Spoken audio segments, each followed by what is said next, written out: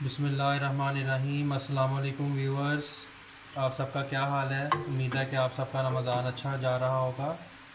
अब हम आखिरी अशरे में जल्द दाखिल होने वाले हैं, तो मैंने सोचा कि ईद भी आने वाली है, तो क्यों ना आप सबको खीर बनानी सिखाई जाए।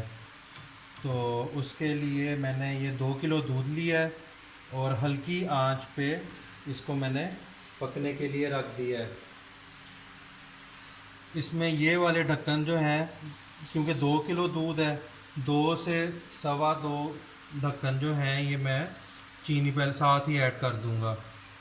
ये दूध जो है मैंने बॉयल कर लिया था, तो अब हल्की आंच पे ही सारा कुछ होगा। इसकी आंच तेज़ नहीं करनी, हल्की आंच पे ही ये 5 से 6 घंटे लगते हैं खीर तैयार होने में। तो 3 अदद ये इलायचियाँ मैं ले रहा हूँ। ये सब्ज़ इलायची, छोटी इलायची भी इसको बोलते हैं।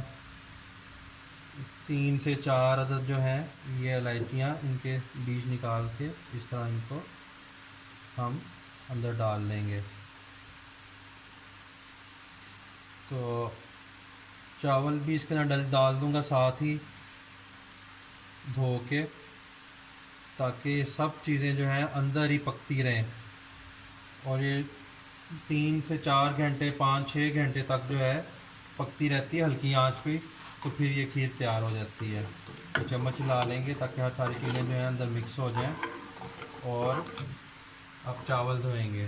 तो चावल देख लें कि ये इतने लिए हैं मैंने, थोड़े से ये क्वांटिटी देख लें, ठीक है। कितना गिलास है, तो इतने चावल काफ़ी होंगे इतनी खीर के लिए। तो अब मैं इन चावलों को धो लूँगा और धो के फिर इसमें ऐड कर दूँगा। ये चावल जो मैंने लिए थे उनको मैंने अच्छी तरह धो लिया अब। तो अब ये इसमें ऐड कर देंगे। सारे चावल जो हैं ये हम इसमें ऐड कर देंगे। खीर जो है इसके लिए ये है कि अब हल्की आंच पे इसने पकना होता है। इसके अंदर कोई इतना रॉकेट साइंस नहीं है कि इसको कोई बहुत ज़्यादा मेहनत करनी पड़ती है। इसने खुद ब खुद ही अब पकते रहना है, ठीक है। इसके अंदर कोई ऐसी चीज़ नहीं है कि आपने अब मज़ीद कुछ काम करना है, ठीक है। हाँ, थोड़ी थोड़ी देर के बाद जाके चम्मच हिला दिया करें ताकि वो चावल जो गल जाएँ वो अच्छी तरह खीर में मिक्स होने लग जाएँ। ये बस इसको ऐसे हिला देना है, ठीक है। और दम वाली आंच से थोड़ा सा तेज़ जो है, थोड़ा सा, ठीक है, उस पर हम इसको पकाएंगे। दम वाली आंच पे भी 5-6 घंटे पकती रहे तो उसमें भी खीर जो है वो तैयार हो जाती है। ये देखें, इस वक्त तकरीबन 2:30 बज रहे हैं और ये खीर के अंदर, दूध के अंदर सब कुछ डाल के मैंने रख दिया है। तो अब देखते हैं कि कितने बजे तैयार होती है। जी नाजरीन, देखें ये इस वक्त पूरे 3 घंटे हो रहे हैं। 2 किलो दूध था और ये देखें खीर अब बिल्कुल तैयार है।